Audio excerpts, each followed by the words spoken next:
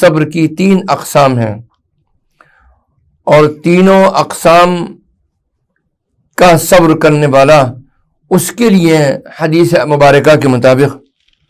اللہ جل جلالہ اور عم نوالہ نے اجر کا وہ وعدہ مقرر فرمایا جس کا کہ اعلان اس نے قرآن کریم میں فرمایا، انما یوفی الصابرون اجرہم بغیر حساب۔ تو وہ تینوں قسمیں کیا تھیں؟ وہ تینوں قسمیں یہ تھیں کہ پہلی قسم یہ ہے کہ اللہ تعالیٰ کی اطاعت اور فرما برداری پر اپنے آپ کو مجبور کرنا ہے، یعنی نفس کو مجبور کرنا کہ وہ اللہ تعالیٰ کی اطاعت اور فرما برداری کرے۔ اور دوسری قسم یہ ہے کہ نفس کو اس بات سے روکنا اور اس کو مجبور کرنا باوجود اس کے چاہنے کے اور اس کی خواہش کے، اس کے خواہشات کے خلاف کام کرتے ہوئے اس کو اس بات کے لیے مجبور کرنا، آمادہ کرنا کہ وہ اللہ کی نافرمانی سے بچے۔ اور تیسری قسم یہ تھی کہ اللہ تعالیٰ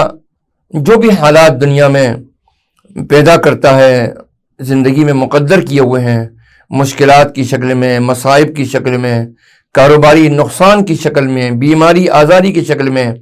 اپنوں اور پرایوں، عزیز و اقارب اور غیر اعزاء و اقارب کی طرف سے جو سازشیں اور تکلیفیں ہوتی ہیں اور طرح طرح کے فتنے ہوتے ہیں، ان تمام حالات میں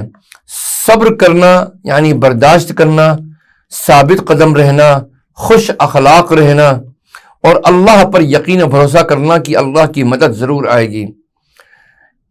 اس میں جو تیسری قسم ہے اس کو تو لوگ عام طور پر صبر سمجھتے ہیں، لیکن پہلی 2 قسمیں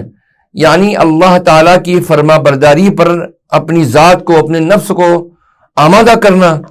اور یہ کہ اللہ کے بتائے ہوئے راستے سے ہٹنا نہیں، یعنی اللہ تعالیٰ کی معصیت سے بچنا، اللہ کی نافرمانی سے بچنا، یہ صبر کی 2 بنیاد ہیں،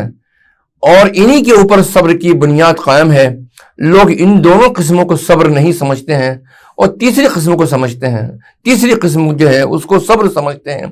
جبکہ تینوں قسمیں بیک وقت، تینوں قسموں کا صبر جب بیک وقت پایا جائے گا تو اللہ تعالیٰ کا یہ وعدہ پورا ہوگا انشاءاللہ، انما یوفی الصابرون اجرہم بغیر حساب۔